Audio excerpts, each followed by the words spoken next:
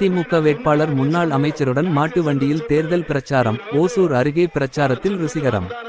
கிருஷ்ணகிரி நாடாளுமன்ற அதிமுக வேட்பாளராக ஜெயபிரகாஷ் போட்டியிடுகிறார்.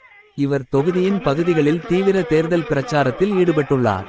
இந்த நிலையில் இன்று ஓசூர் அருகே உள்ள பாகலூர் சானமங்கலம் கிராமத்தில் அதிமுக வேட்பாளர் ஜெயபிரகாஷ், தமிழக முன்னாள் அமைச்சர் பாலகிருஷ்ண ரெட்டி ஆகியோர் தேர்தல் பிரச்சாரத்தில் ஈடுபட்டனர். அப்போது வேட்பாளர் ஜெயபிரகாஷ் மற்றும் முன்னாள் அமைச்சர் பாலகிருஷ்ண ரெட்டி ஆகியோர் கிராமத்தில் நின்றிருந்த ஒரு மாட்டு வண்டியில் ஏறி வண்டியை ஓட்டி அதிமுகவுக்கு வாக்களிக்க வேண்டும் என தேர்தல் பிரச்சாரத்தில் ஈடுபட்டனர்.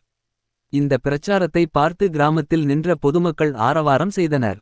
அதனைத் தொடர்ந்து இருவரும் சானமங்கலம் மற்றும் அதனை சுற்றியுள்ள கிராம பகுதிகளில் தொடர்ந்து தேர்தல் பிரச்சாரத்தில் ஈடுபட்டு வருகின்றனர். உடன் கிருஷ்ணகிரி மேற்கு மாவட்ட கழக செயலாளர் முன்னாள் அமைச்சர் பாலகிருஷ்ண ரெட்டி, கழக பொதுக்குழு உறுப்பினர் சதீஷ்குமார், ஒன்றிய கழக செயலாளர் ரவிக்குமார், தோழமை கட்சிகளின் மாவட்ட கழக நிர்வாகிகள், அதிமுக கட்சி நிர்வாகிகள் கலந்து கொண்டார்.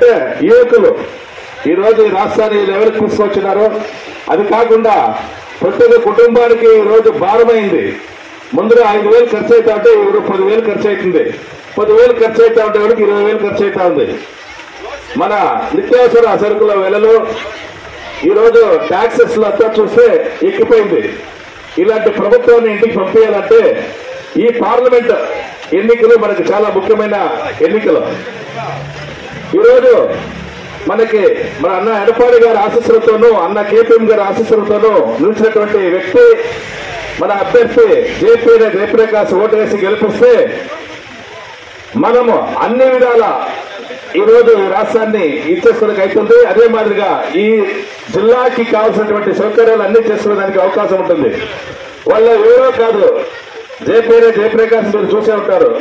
ఈ రోడ్ల ఒక నెలకి 10-20 సార్లు చూస్తుంటారు మీరు. యా డెత్ అయినా, యా పెళ్ళైనా, యా కార్యక్రమం అయినా అన్నిటికీ దగ్గరగా మీకు అన్నిటికీ అందుబాటులో ఉండే వ్యక్తి.